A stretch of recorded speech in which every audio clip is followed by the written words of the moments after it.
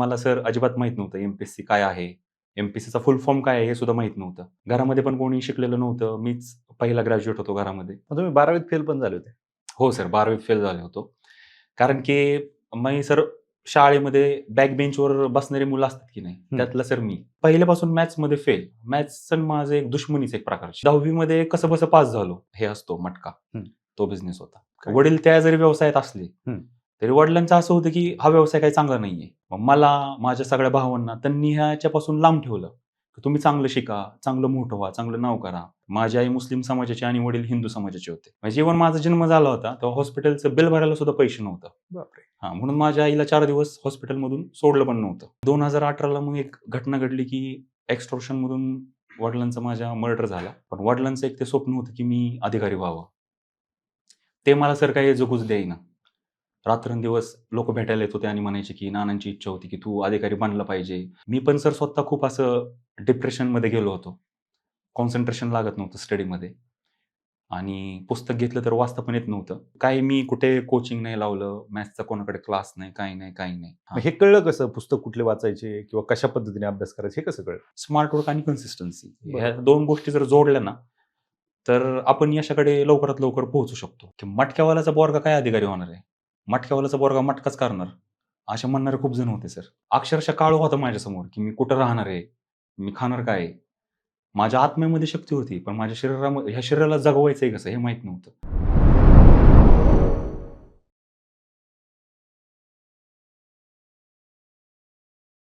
नमस्कार, मी किरण निंबोरे आणि आपण पाहताय वास्तव कट्टा. खरं तर आपल्या सर्वांना माहिती आहे, की स्पर्धा परीक्षा म्हणलं, की संघर्ष आलाच. मग तो आर्थिक असेल किंवा शैक्षणिक असेल. बऱ्यापैकी जे विद्यार्थी संघर्ष सांगत असतात, तो आर्थिक संघर्षच असतो आणि आपल्या सर्वांना माहिती आहे, की ग्रामीण भागातील युवक स्वतःला आजमावण्यासाठी या क्षेत्रात येत असतो आणि ग्रामीण भागातील विशेषतः दुष्काळी भागातील, आता परिस्थिती थोडी बदलते, परंतु दुष्काळी भागातील युवक स्पर्धा परीक्षेमध्ये जास्त येताना दिसतात. आज वास्तव कट्ट्यावरती असाच एक युवक आहे, की ज्याने संघर्ष केला, परंतु फक्त आर्थिकच नाही. आर्थिक संघर्ष बाजूला ठेवा, परंतु एकतर 12वी नापास, शैक्षणिक पार्श्वभूमी काही खूप चांगली नव्हती. त्याच्यात वडील मध्येच सोडून गेले आणि एकंदरीतच हलाखीची परिस्थिती निर्माण झाली आणि त्या परिस्थितीत स्पर्धा परीक्षा काय आहे हे माहीत नव्हतं. फक्त वडिलांची इच्छा होती, की तो अधिकारी बनला पाहिजे. म्हणून ज्यांनी 2019ला ए-एस-ओ, 2020ला नायब तहसीलदार, त्याच्यानंतर मुख्य वित्त लेखा अधिकारी, त्याच्यानंतर एस-सी-एस-टी आणि आज 2024ची जी काही जाहिरात होती त्याच्यामधून एक्साईज डी-वाय-एस-पी म्हणून ज्यांची निवड झाली, असे विक्रांत जाधव सर आपल्यासोबत आहेत. सर वास्तव कट्ट्यावरती खूप खूप स्वागत. Thank you sir. खरं तर ज्या युवकाला स्पर्धा परीक्षा काय हे माहीत नव्हतं ग्रॅज्युएशनपर्यंत, त्याने सलग हे पदक घेत गेले. का तर वर्दीची आवड होती. आता एक एक्साईजची वर्दी मिळाली. भविष्यात पोलीस खात्यातली वर्दी मिळवायची का नाही मिळवायची या मुलाखतीमधून कळणार आहे. पुन्हा एकदा खूप खूप स्वागत. Thank you sir. काय नक्की तुमच्याबरोबर बोलताना किंवा तुमची जी काही माहिती घेतली त्याच्यात कळलं, की तुम्ही 12वी नापास झाला होतात. तरीही तुमच्या वडिलांचं स्वप्न होतं, की तुम्ही स्पर्धा परीक्षेकडे आलं पाहिजेत, अधिकारी झालं पाहिजेत. काय नक्की काय होता प्रवास? मला असं वाटतं की सर प्रत्येकामध्ये एक स्पार्क लपलेला असतो. हं. कधी-कधी आपल्याला तो माहितीच नसतो. कारण की आपण वेगळ्याच विश्वात वावरत असतो. आणि ग्रॅज्युएशनमध्ये असताना माझ्या डोक्याला थोडंसं लागलं होतं. बरं. आणि तेव्हा माझे पेपर्स होते. हं. आणि मी रायटर 11वीचा रायटर देऊन ते पेपर दिले होते. बरं. आणि तेव्हा मी कॉलेजमध्ये डिग्रीमध्ये कॉमर्सला असताना माझा 3rd रँक आला हं. आणि मी डिस्टिंक्शनमध्ये आलो. बरं. म्हणजे 10वीला 52%, 12वीला 54% आणि ग्रॅज्युएशनला 73%. असे मुलांचे मार्क ॲक्चुअली कमी-कमी होत जातात. 10वीला एखाद्याला 98, 99, 12वीला एखाद्याला 94, 95 आणि डिग्रीला कमी होतात. माझे वाढत गेले. वडिलांनी तो स्पार्क बघितला, की माझ्यामधली एक जिद्द बघितली, एक चिकाटी बघितली, एक कॉन्फिडन्स पाहिला, की ह्याच्यामध्ये स्पार्क आहे. तर वडिलांनी मग मला तो एक मंत्र दिला, की "तू अधिकारी हो." आणि वडिलांचं खूप स्वप्न होतं, की मी ऑफिसर झालो पाहिजे आणि युनिफॉर्म सर्व्हिसमध्ये गेलो पाहिजे. बरं. तेथून मला वडिलांनी प्रेरणा दिली, हं. की "तू स्पर्धा परीक्षांचा अभ्यास कर." तोपर्यंत मला सर अजिबात माहीत नव्हतं एम-पी-एस-सी काय आहे? एम-पी-एस-सीचा फुल फॉर्म काय आहे? हे सुद्धा माहीत नव्हतं. फक्त एवढंच माहीत होतं, की आपण एम-पी-एस-सीमधून पोलीस होऊ शकतो. म्हणून खूप असा सुरुवातीपासून माझा प्रवास सुरू झाला. घरामध्ये पण कोणी शिकलेलं नव्हतं. मीच पहिला ग्रॅज्युएट होतो घरामध्ये. बरं. आणि मग पुण्यामध्ये आलो. मग पुण्यामध्ये आल्यावरती पाहिलं की एम-पी-एस-सी काय आहे? मग एम-पी-एस-सीमध्ये वेगवेगळ्या परीक्षा असतात. राज्यसेवा, त्यानंतर कंबाईन. मग तेथे मी माहिती घेतली की सगळ्यात टॉपची परीक्षा कोणती आहे? तर ती राज्यसेवा होती. बरं. त्याच्यामधून आपण गॅझेटेड ऑफिसर, राजपत्रित अधिकारी होतो. आणि मग मी निर्णय घेतला की सर राज्यसेवेची आपण परीक्षा करू. अच्छा. हां. मग तुम्ही 12वीत फेल पण झाले होते. हो सर, 12वीत फेल झालो होतो. कारण की मी सर शाळेमध्ये बॅक बेंचवर बसणारी मुलं असतात की नाही, त्यातला सर मी. बरं. एकदम खोडकर, मागे बसणारा, अभ्यासात लक्ष नाही, काही नाही. आलंय चाललाय दिवस तो फक्त काढायचा आहे. असं सर मी स्टुडंट होतो. अच्छा. हां, अजिबात स्टुडियस नाही, स्टडीबद्दल एवढा एन्थुसियास्टिक नाही, उत्साही नाही, कधी होमवर्क करणार नाही, कधी माझं टाईमवर काही पूर्ण नसणार वगैरे. आणि पहिल्यापासून मॅथ्समध्ये फेल. मॅथ्स माझं एक दुश्मनीच एक प्रकारची. हां. सगळ्यांचेच असतात. हां. म्हणजे असं व्हायचं की काय आहे मॅथ्स म्हणजे असं होऊन जायचं मला. आणि 10वी मध्ये कसंबसं पास झालो. वडिलांना म्हटलं आता नाना म्हणायचो मी वडिलांना. बरं. हां, म्हटलं नाना मला मॅथ्स जिथं असेल तिथं नका मला ॲडमिशन घेऊ द्या. मला माझ्या मनाने करू द्या. वडिलांचं असं होतं की नाही सायन्स घे. सायन्सला ॲडमिशन घेतलं तिथे तर 2 मॅथ्स आले. मॅथ्स 1 आणि मॅथ्स 2. व्हायचं ते झालं. झालो फेल. बरं. सगळे हां, सोबतचे वेगवेगळ्या कुठे स्ट्रीमला गेले, मी झालो फेल. मग परत ऑक्टोबरमध्ये एक्झाम दिली रिवाईज. आणि आता नानांना म्हटलं, "नाना आता जिथं मॅथ्स नाही तिथं जायचं आहे." मग ते स्ट्रीम होतं कॉमर्स. बरोबर. कॉमर्समध्ये मॅथ्स नव्हतं. मग त्यामुळे मग मी कॉमर्समध्ये ॲडमिशन घेतलं. अच्छा. बरोबर. कौटुंबिक पार्श्वभूमी काय होती? वडील काय करायचे? हां, वडिलांचं म्हणजे माझा असं ह्याचा बिझनेस होता. आपलं हे असतो मटका, हं. तो बिझनेस होता. पहिले वडील खूप गरीब होते. बरं. हां, मग त्यांनी हे काम केलं. मग त्याच्यामधून ते तेच काम करायचे. त्यांचं शिक्षण वगैरे काही झालं नव्हतं. घरातलं कोणी शिकलं नव्हतं. आणि पहिले काही दिवस असे गरिबीत गेले. नंतरनं परिस्थिती थोडीशी सुधारली. सुधारल्यानंतरनं सगळं व्यवस्थित चाललं होतं. पण 2018ला माझ्याबरोबर खूप मोठी घटना घडली. काय? वडील त्या जरी व्यवसायात असले, हं. तरी वडिलांचं असं होतं, की हा व्यवसाय काही चांगला नाहीये. त्यांचं असं होतं, की त्यांना काही चांगलं करता नाही आलं त्यांच्या लाईफमध्ये. त्यांना शिक्षण घेता नाही आलं. मग मला, माझ्या सगळ्या भावांना त्यांनी ह्याच्यापासून लांब ठेवलं, की तुम्ही चांगलं शिका, चांगलं मोठं व्हा, चांगलं नाव करा. हे काही ठीक नाहीये. हे त्यांच्यावर, की त्यांचे वडील हयात नव्हते, त्यांची आई शिक्षित नव्हती, घरात काही नव्हतं आणि त्यांनी माझ्या आईबरोबर लव्ह मॅरेज केलं होतं. बरं. माझी आई मुस्लिम समाजाची आणि वडील हिंदू समाजाचे होते. बापरे! हां, मग माझ्या वडिलांना पहिलं घरातून बाहेर काढलं होतं. हं. मग त्या अशा परिस्थितीत ते रेंटनी खोली घेऊन राहिले कसब्यामध्ये. बरं. आणि दिवसाला ते पडेल ते काम करायचे. ₹50 नी त्यांनी काम केलेलं आहे. माझ्या वडिलांनी खूप मेहनत केली सर. हं. म्हणजे त्यांनी खूप स्ट्रगल बघितला. म्हणजे इव्हन माझा जन्म झाला होता, तेव्हा हॉस्पिटलचं बिल भरायला सुद्धा पैसे नव्हतं. बापरे! हां, म्हणून माझ्या आईला 4 दिवस हॉस्पिटलमधून सोडलं पण नव्हतं, की बिल भरायला पैसे नाही. हं. मग त्यांनी काय केलं, पडेल ते काम केलं, पडेल ते काम केलं. मग त्यांच्या वाट्याला हे काम आलं. त्यांनी ते चूज नाही केलं बाय चॉईस.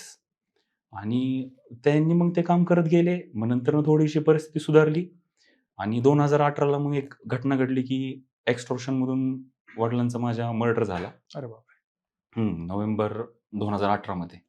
हं. आणि एकदम माझ्या जीवनाला एक कलाटणी मिळाली त्या दिवशी. माझ्या वडिलांचं असं होतं, की म्हणजे कोणी जरी बारामतीमध्ये चौकशी केली, मी प्रॉपर बारामती सिटीमधून आहे. बारामतीमध्ये कोणी एसटी स्टँडवर जरी किंवा रेल्वे स्टेशनवर जरी चौकशी केली, तरी सगळ्यांना एक मदत करणारा नाना असं माझ्या वडिलांची ख्याती आहे बारामतीमध्ये अजून पण. अशा म्हणजे ते असं झालं, की सगळं म्हणजे एक छतच हरवलं माझं. आणि मी कंप्लीटली माझ्या वडिलांवरती डिपेंड होतो फायनान्शियली. स्वतःचं मी काही काम करत नव्हतो वगैरे, वगैरे. घरातलं पण कोणी डिपेंड नव्हतं आणि एका रातोरात सगळं चेंज झालं. वडील गेले, पण वडिलांचं एक ते स्वप्न होतं, की मी अधिकारी व्हावं. ते मला सर काही जगूच देईना. रात्रंदिवस लोकं भेटायला येत होते आणि म्हणायचे, की नानांची इच्छा होती, की तू अधिकारी बनला पाहिजे आणि तू नानांना ह्या व्यवसायातून बाहेर काढलं पाहिजे. नानांना 4 दिवस सुखाचे दिले पाहिजेत. हा व्यवसाय पण चांगला नसतो सर, म्हणजे खूप त्रास आहे ह्याच्यामध्ये. बरोबर. असा एक पण दिवस नाही, की वडील रिलॅक्स बसले असतील. त्यांच्या माझ्यावरती खूप होप्स होते आणि मग ते मला सतत चालायला लागलं. मी म्हटलं, की ठीक आहे, माझं आयुष्य चांगलं होईल, पण एक वडिलांप्रती माझं कर्तव्य आहे.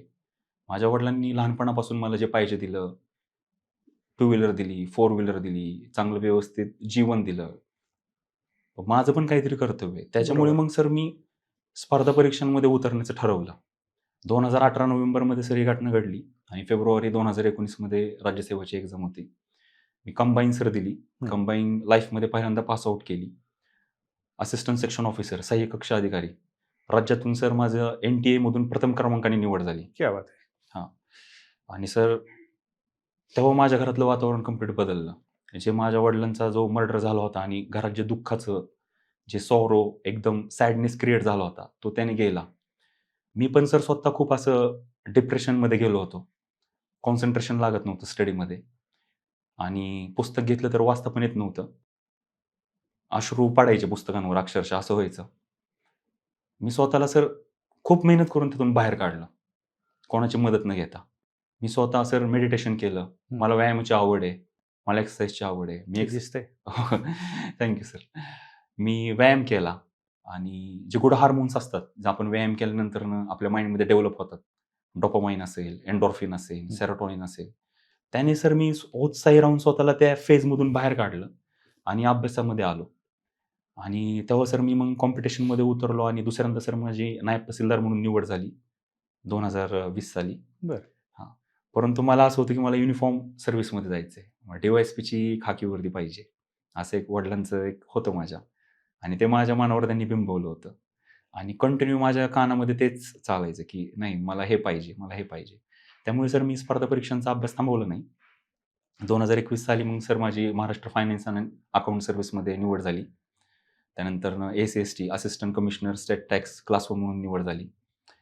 आणि आत्ता सर मग DYSP एक्साईज म्हणून निवड झाली सर. क्या बात आहे. थँक तर यू. मग वडील गेल्याच्या नंतर अभ्यासाला सुरुवात केली का आधीच सुरू केलं होतं? सर वडील असताना मी खूप शालो पद्धतीने वर पाहिलं होतं MPSCकडे. कारण वडील असताना माझं लाईफ खूप रिलॅक्स होतं सर. म्हणजे मी 2 टाईम जिम करणार, फिरायला जाणार. माझ्या हॉबीज मी खूप जपतो. मला पावसात भिजायला वगैरे आवडतं, फिरायला आवडतं, खूप फिरायचो वगैरे. एवढा फुल प्लेज मी स्टडी करत नव्हतो. त्याच्यामुळे जस्ट वर माहीत होतं आणि राज्यसेवामध्ये मॅथ्स होता सर त्यावेळेस CSAT. बरोबर. आणि माझी मॅथ्सची तर सर दुश्मनी. मला तर माहित होतं की मला ते काही राज्यसेवा आपल्याला जमूच शकत नाही. आपण CSAT होऊच शकत नाही. मी सर CSATचा पहिला पेपर दिला होता 2016ला. मला 200 पैकी 25 का 30 मार्क आले होते. बरं. हां, मी म्हणलं आपलं लेव्हलच नाही म्हटलं. हे आपल्याच्याने होणार नाही. हां, होणारच नाही म्हटलं. आपलं कंबाईन करा, नानांच्या खातीर काहीतरी कुठलीतरी पोस्ट काढा. राज्यसेवा आपल्याकडून नाही होऊ शकत. पण सर जेव्हा नानांचं तसं झालं, डेथ झाली माझ्या वडिलांची आणि मी ह्याच्यामध्ये आलो, राज्यसेवेचा स्टडी करायला लागलो. तेव्हा म्हटले की नाही, जे होईल ते होईल. जोपर्यंत माझा श्वास चालू आहे, तोपर्यंत मी नाही थांबणार. आणि मी करून बघणार. मी एकदा प्रयत्न करणार. पण तो प्रयत्न माझ्या बिंबीपासून आला पाहिजे.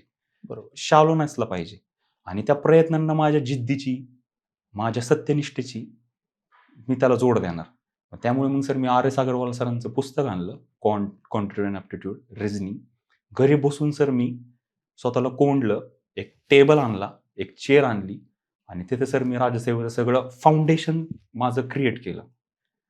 बारामतीत राहून. बारामतीत राहून केलं सर. बरं. सगळं बारामतीत. काही मी कुठे कोचिंग नाही लावलं, मॅथ्सचा कोणाकडे क्लास नाही, काही नाही.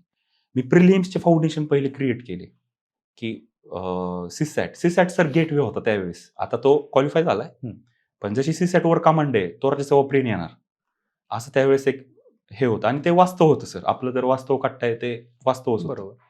त्यामुळे सर एक असा प्रसंग आला, की मला 200 पैकी CSAT मध्ये 130, 140 एवढे मार्क्स आले. मग मला असं वाटलं, की तेवढंच मेरिट लागायचं राज्यसेवेचं. हां, मला असं वाटलं, की यार 12वीत आपण स्टडी केला असता. आणि मला सर एक जाणीव झाली, की हा जो स्पार्क आहे माझ्यातला, तो माझ्या वडिलांनी बघितला होता सर. बरोबर. तो मला स्वतःला कधीच दिसला तुम्हाला दिसला नाही कधी. कधीच दिसला नाही सर. तो त्यांनी बघितला होता. त्यामुळे माझ्या वडिलांचं आयुष्यभर आभारी आहे, की त्यांनी मला तो रस्ता दाखवला. जसं छत्रपती शिवाजी महाराजांना राजमाता जिजाऊ यांनी जसं एक वे दाखवला, की त्यांच्यामध्ये पण ती त्यांनी गोष्ट बघितली होती एक्झॅक्ट. आणि हिंदवी स्वराज्य निर्माण केलं. तसं त्यांनी मला तो एक गेटवे दाखवला. बरोबर. आणि मी मग सर आता इथं येऊन 5 वेळा सर मी MPSC मधून डिफरंट 5 पोस्ट सर सिक्युअर केल्या याच्यामुळे सर. बरं. पण मग ज्यावेळेस तुम्ही सुरुवात केली अभ्यासाची, पुण्यातच म्हणजे घरी राहूनच अभ्यास केला की पुण्यात? मग दिशा कोणी दिली नक्की याला? नाही सर, मी घरीच अभ्यास केला. बरं. हां. मग हे कळलं कसं? पुस्तक कुठले वाचायचे किंवा कशा पद्धतीने अभ्यास करायचा हे कसं कळलं? पहिल्यांदा सर मी फर्ग्युसनला लॉला ॲडमिशन घेतलं होतं. तिथे समोर ते युनिक अकॅडमी होतं. बरोबर. मग तिथे सर मी गेलो होतो. तिथे मी म्हटलं, की मला MPSCचा क्लास लावायचा आहे. ते बोलले, की कुठला क्लास लावायचा आहे? मी म्हटलं MPSCचा क्लास लावायचा आहे. त्यांनी मला परत विचारलं, कुठला क्लास लावायचा आहे? मी म्हटलं मला MPSCचा क्लास लावायचा आहे. त्यांना कळालं याला काहीच माहीत नाही. बरोबर. बसा. मग ते प्रोशल काढलं आणि दाखवलं की राज्यसेवा आहे, कंबाईन आहे, फॉरेस्ट आहे, इंजिनिअरिंग आहे, एवढ्या एवढ्या एक्झाम्स आहे, तुझं ग्रॅज्युएशन कुठलं आहे, माझं ग्रॅज्युएशन कशाला मॅच होतंय. तिथपासून सर माझी सुरुवात झाली. बरं. आणि मग रेफरन्स मटेरियल, तो तर सर खूप क्रुशियल पॉइंट आहे. हो. अदरवाईज विद्यार्थ्यांना दिशाच सापडत नाही. आणि मी आलो तर विचारायचो पोस्ट होल्डर वगैरे लोकांना. वेगवेगळे बुक सांगायचे. प्रत्येकजण वेगवेगळे बुक सांगायचे. पण जेव्हा माझ्या वडिलांची डेथ झाली ना, मी सर काय केलं, पहिलं सर क्वेश्चन पेपर बघितले एम-पी-एस-सीचे. हं. आणि असे वर नाही बघितले मी ते ऑप्शन्स त्यांचे, ते 4 ऑप्शन्स, ते क्वेश्चन्स. आणि मी डायरेक्टली असं 2012 पासून नव्हतो क्वेश्चन बघत. मग खूप गॅम्बल होतो. सगळंच एक 3-4 वर्षांचे बघत होतो. मग मला असं कळालं की जास्त काही ह्याला त्याला विचारत बसण्याचं पॉइंट नाहीये. कारण प्रत्येक जणाचा व्ह्यू खूप डिफरंट आहे. आपलं मार्गदर्शक आहे स्वतः एम-पी-एस-सी आयोग आणि त्यांचे क्वेश्चन. त्या अनुषंगाने सर मग मी माझी स्वतः बुक लिस्ट बनवली. ह्यात सर माझे 15 ते 20 दिवस गेले. बरं. हां, आणि ते बुक लिस्टमुळे सर माझं प्रिलिम्सचं फाउंडेशन इतकं स्ट्राँग झालं, की मी एकदा पण असं नाही की प्रिलिम क्वालिफाय केली नाही असं झालं. म्हणजे हे सगळं स्वतःच केलं. स्वतः केलं सर. म्हणजे तुमचा रोड तुम्हीच तयार करत होते. हो. आणि हो सर. कदाचित त्याच्यामुळेच हे याच्या सगळ्या कारण तुम्ही कॉपी पेस्ट वरती गेला नाहीत. नाही गेलो सर. किंवा कुणाला कॉपी करण्याच्या नादात कोण काय वाचतंय आणि कोण कशा पद्धतीने तयारी करतंय. बरोबर आहे सर. त्यापेक्षा तुम्ही जे सांगितलं की वडील गेल्याच्या नंतर तुम्ही आधी क्वेश्चन पेपर बरोबर आहे. अनालिसिस केलं. त्याच्यात तुम्ही जे काही 20 दिवस घालवले. खरं हो. त्या 20 दिवसाचा तो काही जो बेस होता. हो. तो बेस तयार झाला म्हणून कदाचित तुम्ही प्रत्येक वर्षी एक पोस्ट घेत गेलात. बरोबर आहे मग सर. अभ्यास कसा करायचे? हां, जसं आता मी सर तुम्हाला सांगितलं आता, माझ्या सर उठण्याच्या वगैरे सवयी खूप डिफरंट आहेत. हं. मी उठतो सर 9-10 वाजता. मी तुम्हाला ऑनेस्टली सांगतो. बरं. हां, मी 9-10 वाजता उठतो. माझ्या पहिल्यापासूनची सवय. पहिल्यापासूनची सवय. ते लाईफस्टाईल माझं अजूनपर्यंत आहे. ते लाडात वाढलं म्हणतात तसं. हां, खूप लाडात. म्हणजे वडिलांनी खूप लाडात वाढवलं. कधी उठवलं नाही, कधी असं हे नाही. निवांत सर 9-10ला उठणार. हं. 1 तासभर आवरायला वगैरे जाणार. 11ला सर मी स्टडीला बसणार. बरं. 11 ते 2 अभ्यास करणार. 2ला जेवायला उठणार आणि सर मी माझ्या हॉबीज खूप जपतो अभ्यास करताना. बरं. मला मूव्हीज बघायची फार आवड आहे. मूव्हीज वगैरे, टीव्ही, फिरणे, जिम करणे. मग 2 ते 3, 3:30 पर्यंत मी टीव्ही वगैरे बघणार. थोडंसं दुपारी मॅथ्स, रिझनिंग वगैरे करणार. कारण काय होतं दुपारी आपल्याला झोप लागते सर. बरोबर. रीडिंग करत असल्यावर. त्याच्यापेक्षा मग मेंदू जरा चालला पाहिजे आपला. तेव्हा सर दुपारी मला असं वाटतं, की मॅथ्स, रिझनिंग हे करायचं. तेव्हा तजलदारपणा राहतो. थोडासा उत्साह चांगला राहतो. आणि मग संध्याकाळी थोडंसं आवरून वगैरे 6 ते 9 परत बसणं आणि मग हार्डली संध्याकाळी वॉकिंग वगैरे करणार मी. थोडंसं माइंड पण फ्रेश होतं. आणि रात्री सर मी काही जास्त अभ्यास वगैरे करत नाही. मी आपल्या मूव्हीज, टीव्ही वगैरे पाहतो. हं. पण मला असं वाटतं, की याच्यामध्ये कन्सिस्टन्सी खूप इम्पॉर्टंट आहे आणि smart exactly. Work. Smart work आणि कन्सिस्टन्सी ह्या बरोबर. 2 गोष्टी जर जोडल्या ना, तर आपण यशाकडे लवकरात लवकर पोहोचू शकतो. बरोबर. दिवसातून एक 7 ते 8 तास जरी अभ्यास केला कंटिन्युअस अकॉर्डिंग टू एम-पी-एस-सीचे क्वेश्चन्स, तर आपण आणि वन बुक, वन एक्झाम हा मंत्र आहे.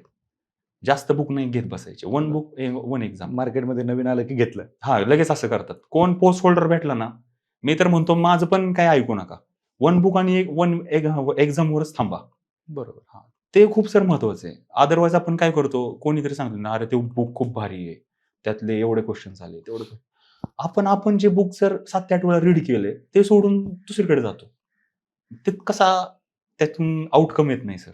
बरोबर. हां, त्यामुळे स्मार्ट वर्क गरजेचं आहे. बरं.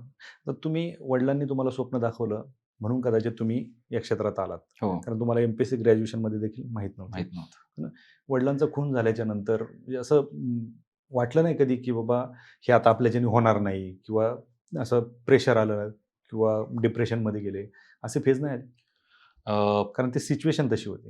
हो, खूप भयंकर सर. मी म्हणजे माझ्या वडिलांना पाहू सुद्धा शकत नव्हतो, अशी ती परिस्थिती होती म्हणजे. नॅचरल डेथ आपण ॲक्सेप्ट करतो सर. पण अननॅचरल डेथ ॲक्सेप्ट होत नाही. तो ॲक्सेप्ट करायलाच खूप टाईम जातो. बरोबर. आणि मी स्वतः पण डिप्रेशनमध्ये गेलो. मी घरामध्ये एका कोपऱ्यात बसायचो, अश्रू यायचे वगैरे. पण एक होतं की आता त्यातूनच सर मी ती प्रेरणा घेतली. वडिलांच्या त्या खुनातूनच मी प्रेरणा घेतली. तिथूनच मी इन्स्पिरेशन उचललं. माझं कोणी रोल मॉडेल, कोणी आयडॉल नाहीये. माझे वडीलच माझ्यासाठी रोल मॉडेल आहेत. बरं. की त्यांचं जीवन असं हे झालं आणि त्यांच्याकडून मी खूप शिकलोय, की त्यांनी गरिबीतून कसं आम्हाला मोठं केलं, आम्हाला 4 दिवस सुखाचे दिले, चांगले कपडे घालायला दिले वगैरे. तर मी मग त्या डिप्रेशनमधून तेच त्यांच्या त्या प्रेरणेकडे बघितलं. त्यांच्या त्या मर्डरमधून मी ती प्रेरणा उचलली, की नाही एक आपण पण अधिकारी व्हायचंय, पण नुसतं अधिकारी नाही व्हायचं. माझ्यासाठी मी अधिकारी नाही होणार. तर मी समाजाप्रती पण काहीतरी देईन आहे. नेशनप्रती पण मी काहीतरी देईन आहे. बरोबर. एक्झाम पास होणं ही तर पहिली स्टेप आहे. अजून तर आपल्याला खूप पुढे जायचं सर. अगदी. हां, म्हणजे आपल्याला खूप सारे चॅलेंजेस फेस करायचे आहेत. गरिबांसाठी काम करायचं आहे आणि माझ्या वडिलांनी स्वतःनी गरिबांसाठी काम केलंय.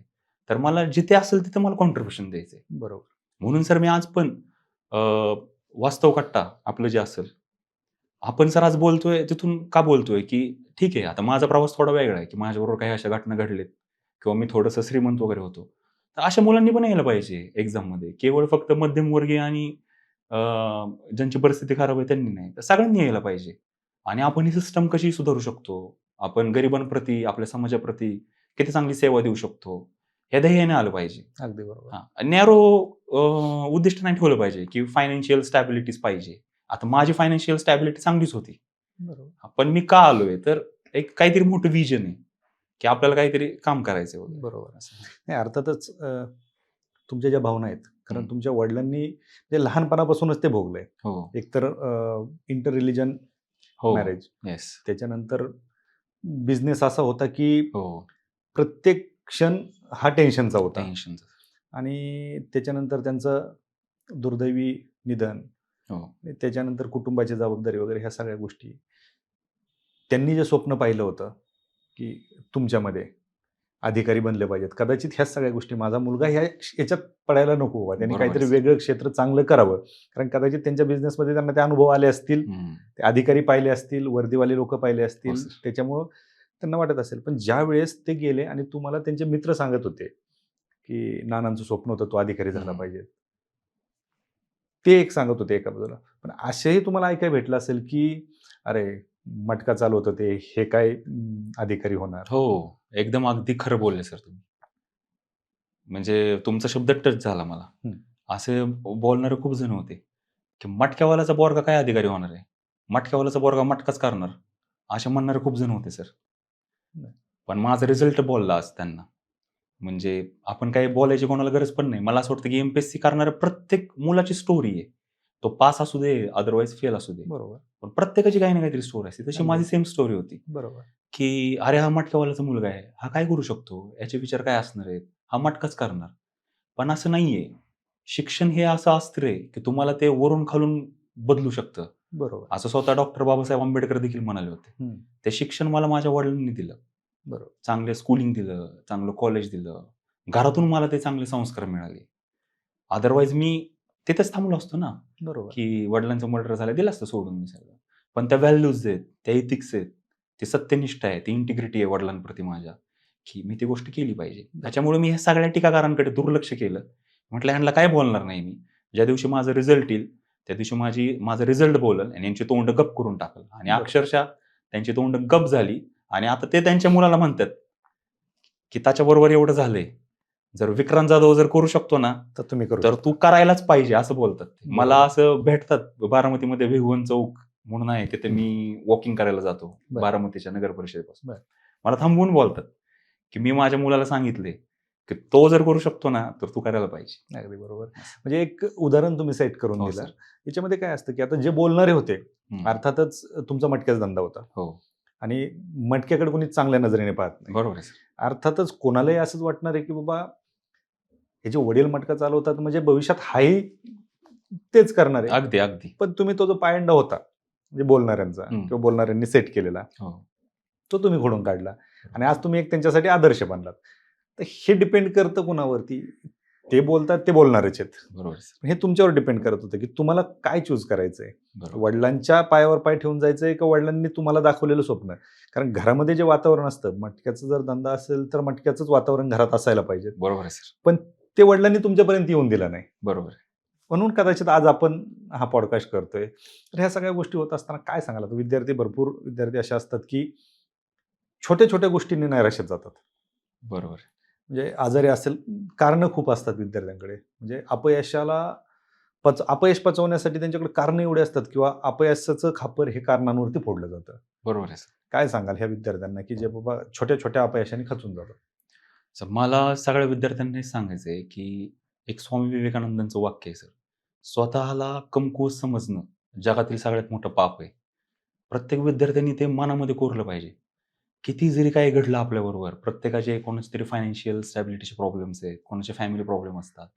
तर स्वतःला कधीच कमकुवत समजायचं नाही आणि अशा मार्गांकडे जायचं नाही.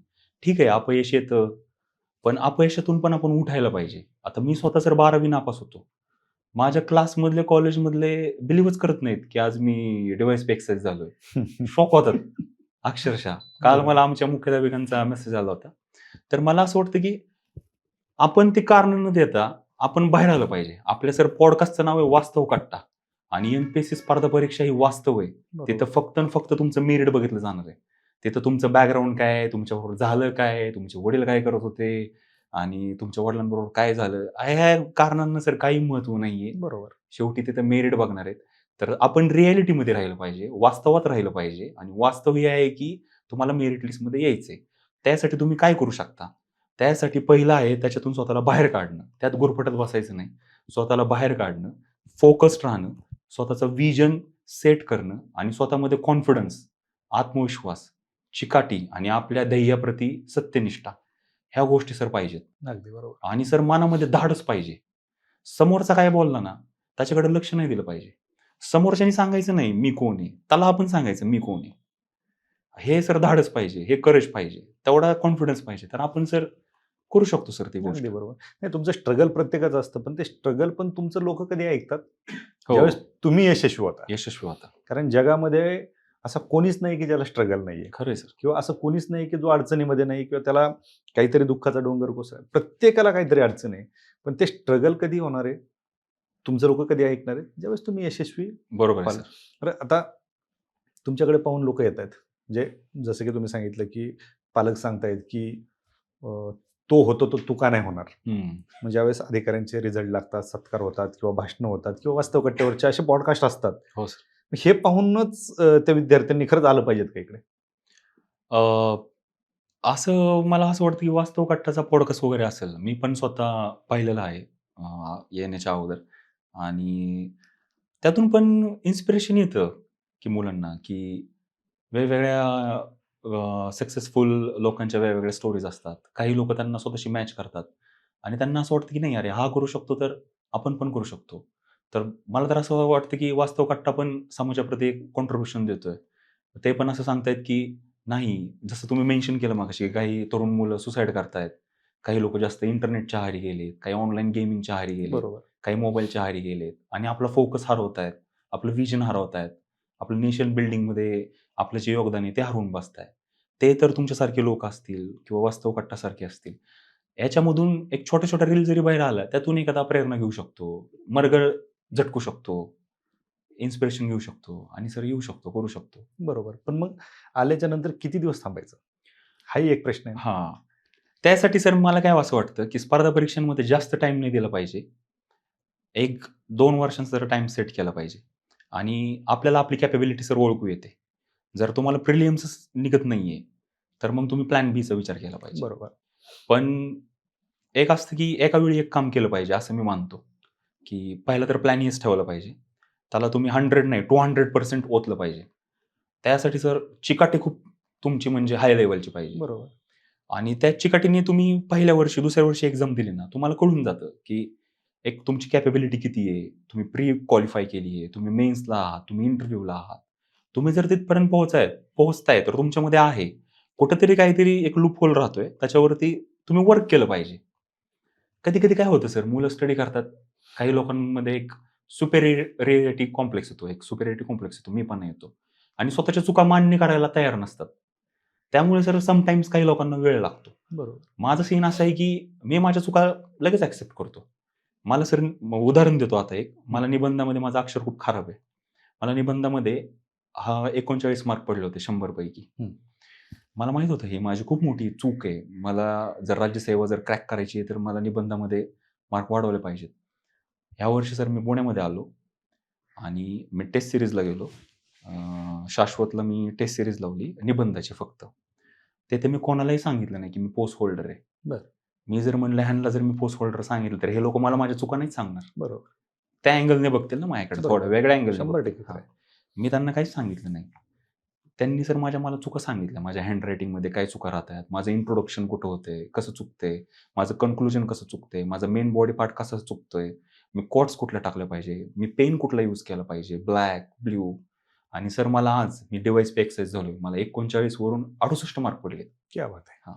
त्यामुळे सर मला डिस्क्रिप्टिव्हची पण तयारी करायला एक कॉन्फिडन्स आला. बरोबर.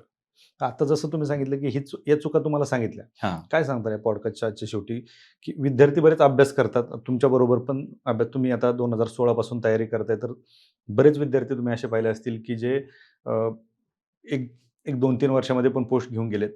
आणि असेही काही विद्यार्थी असतील, की ते तुम्हाला सिनियर आहेत, पण ते अजूनही हां. कुठलीच पोस्ट घेतलेली नाही. काय चुका होतात विद्यार्थ्यांनी? कुठल्या चुका टाळल्या पाहिजेत? पहिलं तर मला असं वाटतं, की पहिला काही लोकांमध्ये जर सुपेरियरिटी कॉम्प्लेक्स असेल ना, तो कमी केला पाहिजे. हं. आपलं कुठं चुकतंय ना, ते स्वतःचं ॲनालिसिस केलं पाहिजे एक्झाम नंतरनं. फॉर एक्झाम्पल आता मी माझं ई-सेचं उदाहरण दिलं, की मला ई-सेमध्ये कमी मार्क पडले. ई-से मागून तो चेक केला पाहिजे, की काय राहतंय, काय नाही. लगेच त्याच्यावरती वर्क करायला सुरुवात केली पाहिजे. आपलं कुठं-कुठं राहतंय, रिव्हिजन कुठे राहते, क्वेशन एनालिसिस कुठं चुकतंय, काय होतंय. क्वेशन एनालिसिसचं ते लॉजिक बूस्टर बुक आहे. ते बुक यूज वगैरे करू शकता. जिथे-जिथे आपले कुठेतरी लूपहोल राहतोय, सब्जेक्ट हिस्ट्री असेल, जिओ असेल, त्याच्यावरती लगेच गेलं पाहिजे. थांबलं नाही पाहिजे. मग आता मी बरोबर. मॅथ्समध्ये फेल होतो. मला माहीत होतं हा माझा लूपहोल आहे. मी लगेच थांबलो नाही. बुक आणलं आणि लगेचच त्याच्यावर रिकव्हरी केली. आणि मला सर युनिफॉर्म सर्व्हिसेसची आवड होती. तर 2024 शेवटची ऑब्जेक्टिव्हची परीक्षा होती. हं. म्हणजे मला एक गोष्ट आता मेन्शन करायची होती. म्हणजे बोलतो मी. नक्कीच. हां, की 2024 सर ऑब्जेक्टिव्हची शेवटची परीक्षा होती. 2025 पासून सर वर्णनात्मक पॅटर्न लागू होणार होता आणि डू ऑर डाय सिच्युएशन होती माझ्यासाठी सर. बरोबर. मला सर खाकीवर्दी पाहिजे होती डी-वाय-एस-पीची. आणि मी घरी सांगितलं, की नाही मी हा अटेम्प्ट देणार आहे, कोणी काही म्हणू. पण वडिलांच्या डेथनंतरनं घरातील थोडी सिच्युएशन चेंज वगैरे झाली होती आणि मला सर मग पुण्यामध्ये यावं लागलं. घर सोडून यावं लागलं मला पुण्यामध्ये. का बरं? घरातील थोडेसे जरा इक्वेशन चेंज झाले. काही घरगुती वगैरे माझे थोडे प्रॉब्लेम झाले आणि माझ्याकडे स्वतःकडे फायनान्शियल स्टॅबिलिटी नव्हती. तुम्हाला माहिती आहे एम-पी-एस-सी करणाऱ्यांकडे पहिलं त्यांचा मोठा प्रॉब्लेम असतो पैसा. पैसा. आणि मग ते पैसा नसला, की मग तुमच्याकडे बघणाऱ्यांच्या नजरा पण खूप वेगळ्या होऊन जातात. लोकं तुम्हाला हार्डली 1-2 वर्ष ॲडजस्ट करतील. मग एवढं करत नाही आणि शेवटी वडील म्हणजे वडील असतो सर. वडील खूप मोठा आधार असतो. आणि वडील असल्यावरती आपण पण निवांत असतो. आणि आपण वडिलांना हक्काने मागू शकतो. पण इतरांना नाही मागू नाही शकत. मागू शकत. हां. आणि वडिलांनंतरनं मग माझ्या घरची परिस्थिती एकदम बदलली. घरचे इक्वेशन्स चेंज झाले. समोर तर परीक्षा होती सर आणि लास्ट ऑब्जेक्टिव्हची एक्झाम होती. मी त्यात अडकलो नाही. मी घरातून बाहेर पडलो. माझ्या आयुष्यात पहिल्यांदा मी घरातून बाहेर पडलो आणि माझ्या आयुष्यात पहिल्यांदा सर मी घरातून बाहेर 1.5 वर्ष राहिलो. बरं. मी अजूनपर्यंत घरी गेलो नाही सर. हो. हां, मी अजून पुण्यातच आहे. म्हणजे रिझल्ट आला तरी घरी नाही गेले. घरी नाही गेलो सर मी अजून. बरं. हां, मी अजून इथंच आहे. मी पुण्यामध्ये आलो, अक्षरशः काळोख होता माझ्यासमोर, की मी कुठं राहणार आहे? मी खाणार काय? माझ्या आत्म्यामध्ये शक्ती होती, पण माझ्या ह्या शरीराला जगवायचंय कसं हे माहीत नव्हतं. आयुष्यात सर पहिल्यांदा रूम केली, मेस लावली. इथपासून सर मला करायला लागलं आणि मेन म्हणजे सर मी जसा पुण्यात पाय ठेवला, त्या दिवशी सर माझ्या प्रत्येक मित्रांनी सांगावं, मी माझा फोन स्विच ऑफ केला सर. बरं. हां, कोणाशीच कॉन्टॅक्ट नाही माझा. एका नातेवाईकाशी कॉन्टॅक्ट नाही, एका मित्राशी पण कॉन्टॅक्ट नाही. म्हटलं ज्या दिवशी खाकी वर्दी घालून बाहेर निघेल, त्या दिवशी मी फोन ऑन करणार माझा. घरी गेले नाहीत, फोन पण नाही. हां, घरगुती ह्याच्यात अडकणारच नाही मी. मी जसं तुम्हाला उदाहरण दिलं, की काही मुलं सुसाईड का करतात? फसतात सर त्या सर्कलमध्ये. बरोबर. बाहेर निघत नाहीत लवकर. एकदा का तुम्ही त्या चक्रव्यूहात अडकला, तर तुम्ही अडकला. आपण त्यात अडकायचंच नाही. ज्याला जे करायचंय तो ते करणार आहे. आपलं व्हिजन फोकस पाहिजे, की मला काय व्हायचंय? मला काय करायचंय? पहिलं स्वतःला त्यातून बाहेर काढलं पाहिजे आणि आपल्या व्हिजन प्रती प्रामाणिक प्रयत्न दिले पाहिजेत. मग पुण्यात आलो, फोन स्विच ऑफ केला. इथं आल्यानंतरनं मग फायनान्शियल क्रायसिस माझे सुरू झाले. कारण मी फोन बंद केला होता. मला घरून ₹1 पण काही मी घेतला नाही. कारण तेवढा मी सर माझा स्वाभिमान जपतो.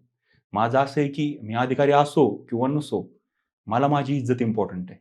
म्हणून मी म्हटलं, की स्वामी विवेकानंद जसं म्हटले, की स्वतःला कमकुवत समजणं जगातील सगळ्यात मोठं पाप आहे. बरोबर. आणि हे तरुणांनी शिकलं पाहिजे. तेव्हा सर आपलं नेशन स्ट्राँग होईल जगामध्ये. अगदी. डिपेंडच राहायचं नाही दुसऱ्यावरती. मी कोणालाही फोन नाही केला आणि मला टेसेस वगैरे जॉइन करायच्या होत्या. 5-5, ₹6,000 फीज होत्या. माझे सर सगळे पैसे संपून गेले. हं. इथं आल्यानंतर माझ्या वॉलेटमध्ये ₹5,000 ते ₹6,000 होते. ते रूम करण्यामध्ये, मेस करण्यामध्ये वगैरे सगळे संपून गेले. आणि मी इतका स्वाभिमानी आहे, की मी तरी फोन ऑन नाही केला. आणि खूप मग आता मला इमोशनल काय करायचं नाहीये. पण एक तुम्ही विचार करा की जो गरिबीतून श्रीमंतीकडे जाणं खूप छान वाटतं.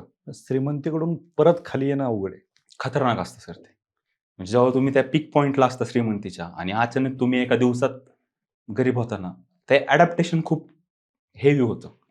ते मी केलं कारण माझ्यामध्ये असं होतं की जिद्दच आपली आहे. मी जोपर्यंत माझा श्वास चालू आहे ना, तोपर्यंत मी माझ्या वडिलांशी आयुष्यभर प्रामाणिक राहणार आहे आणि त्यांच्या त्या स्वप्नाप्रती मी 200% माझं कॉन्ट्रिब्युशन देणार आहे.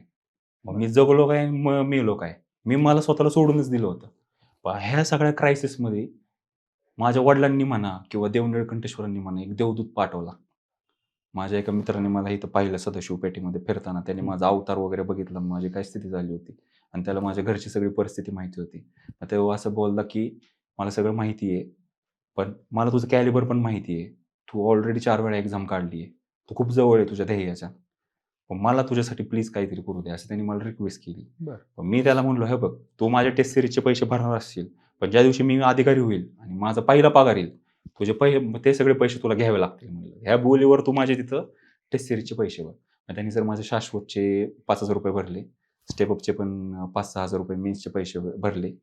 माझा सर ब्लेझर इंटरव्ह्यूचा माझा आहे फोटो ह्याच्यावर सोशल मीडियावर. सूट घातलाय. तो ब्लेझर सुद्धा सर त्यांनी घेऊन दिला मला रेमंडचा. इतका म्हणजे तो देवदूत सारखा आला आणि त्यांनी सर खूप हेल्प केली मला आणि त्यामुळे सर मी आज डी-वाय-एस-पी एक्साईज या पदापर्यंत पोहोचू शकलो. कारण मी गरिबीचे चटके पण बघितले, बाहेर राहून पण बघितलं आणि हे पण ऑब्झर्व्ह केलं, की जर तुम्ही सत्याच्या मार्गावर आहे आणि जर तुम्ही सत्यनिष्ठ आहे आणि तुमचे प्रयत्न प्रामाणिक आहे आणि तुम्ही तुमच्या वडिलांप्रती तुमची भावना प्रामाणिक आहे, तर जगातली कुठलीही शक्ती तुम्हाला हरवू शकत नाही. अगदी बरोबर. ज्याच्यासोबत बाप असतो तो कधीच हो, गरीब नसतो. हो सर. पण वडील जरी तुम्हाला सोडून गेलेले असले तरी त्यांचे विचार तुमच्यासोबत होते आणि हो, त्यांनी जो मार्ग तुम्हाला दाखवला होता तो चांगला होता. हो सर. भले ते कुठल्या मार्गावर होतं ते महत्त्वाचं नाही, पण त्यांनी तुम्हाला चांगल्या मार्गावरती पाठवलं होतं. हो सर. नक्कीच खरं तर हा जो तुमचा प्रवास आहे भयानक आहे. एक तर तुम्ही जे सांगितलं की एखादा एकदम आलिशान घरात, आलिशान हो. परिवारात राहिलेला व्यक्ती ज्यावेळेस पूर्ण डाऊन होतो आणि तिथं स्वाभिमान पण आडवा येतो. हो सर. त्यावेळेस मात्र जी काही परिस्थिती होती ती तुम्ही अनुभवलेली आहे. हो सर. खरं तर तुमच्या वडिलांचे विचार, तुमच्या मित्रांनी तुम्हाला दिलेली साथ, ह्या सगळ्या गोष्टींमुळं आज ह्या गोष्टी घडून आल्या आणि एक एम-पी-एस-सी क्षेत्रामध्ये एक चांगलं उदाहरण तुमच्या निमित्ताने तयार झालेलं आहे. त्याच्यामुळे जे विद्यार्थी खचून गेलेले असतील किंवा नैराश्यात असतील त्यांनी तुमच्याकडे पाहावं आणि पुन्हा आपल्या जीवनाला उभारी द्यावी. आपण वास्तव कट्ट्यावरती आलात आणि खरं तर तुमचा प्रवास सांगितला आणि विद्यार्थ्यांना वास्तव गोष्टी सांगितल्या त्याबद्दल आपलं मनापासून आभार. Thank you sir. Thank you. Thank you sir. Thank you.